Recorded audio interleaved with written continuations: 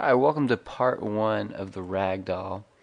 In part one, what we're going to be creating is basically a Ragdoll that you can control.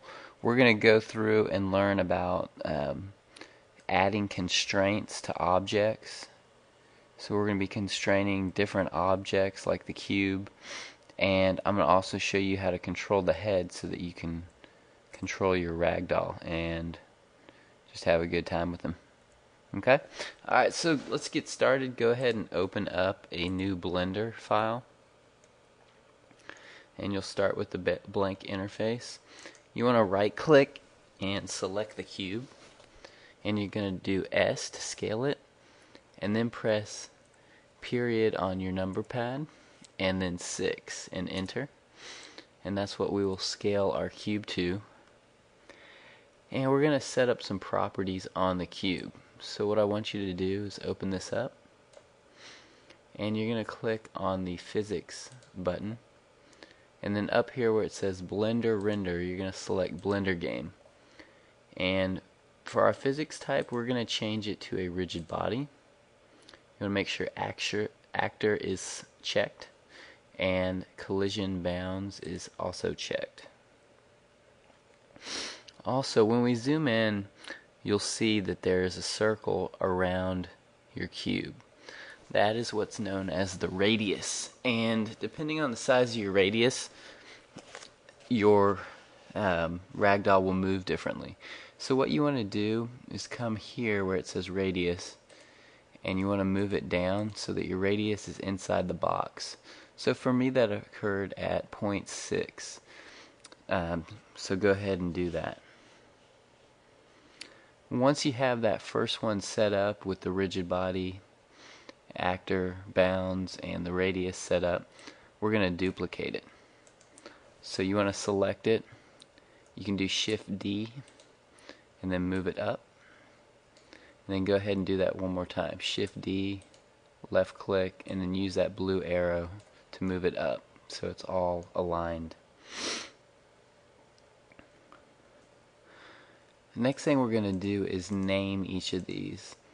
So let's go ahead and open up this tab here. The fourth one down, which is this one right here, is the object button. And right here is the name of the object. So you want to click on that, and we're going to name these. So this one at the very bottom is going to be body 3. So type it in. I typed it in all lowercase and no spaces. Body 3.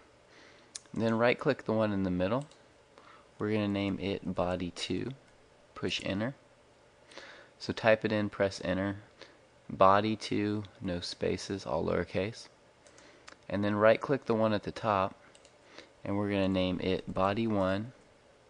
So type in body 1, all lowercase, no spaces, press enter. So to recap, the one on the bottom is body 3. The one in the middle is body 2, and the one on the top is body 1, and that was all lowercase, no spaces. Once you have that, we can start setting up the constraints. We're not going to set it up for the top one on this part, on part 1. So what you want to do is right click on body 2, and you're going to click on the button next to object, which is called object constraints. And then click on add constraint, and we have a ton of stuff that we can do with this, but what we are going to be doing in this video is the rigid body joint. So you want to select rigid body joint. The target for body 2 is going to be body 1, and then the pivot type, there are several here. We're going to select a hinge joint because we want it to hinge like your elbow does. You want to click on display pivot, and when you do that you'll see that the X, Y, and Z axis, there'll be a little pivot that you can see. And then where it says pivot right here, on the Z axis we want to type in the number 1 and enter.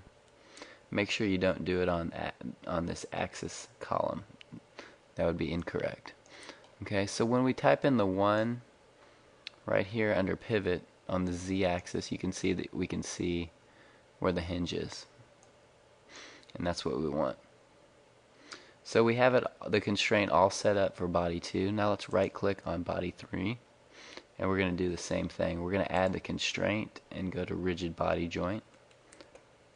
The only difference is our target.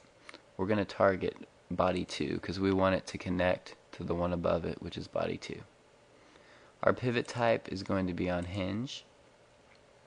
You're going to check display pivot, and then under where it says pivot here on the Z, you're going to type in 1 and enter, and that'll go ahead and hinge it. Now to test it out, what we can do is go to add mesh and plane and hit S and scale it. And if yours is inside the plane, you can go ahead and select these and move them up. And I'm going to scale out the plane a little more here. To test it out, what you would do is press P, and mine keeps giving me this gray screen because I'm on my laptop and I don't think the memory is adequate enough for it. But you'll see that it'll drop down and it should hinge, and if you've done that, basically you are done with part 1. So what we need to do is save it. So let's go to File, Save As. You guys will go to the Y drive and go to the 506, which is the Y drive. Go to your period, your folder, and then you want to go to your Blender folder, and we are going to name it ragdoll.blend, and then go ahead and click Save as a Blender file.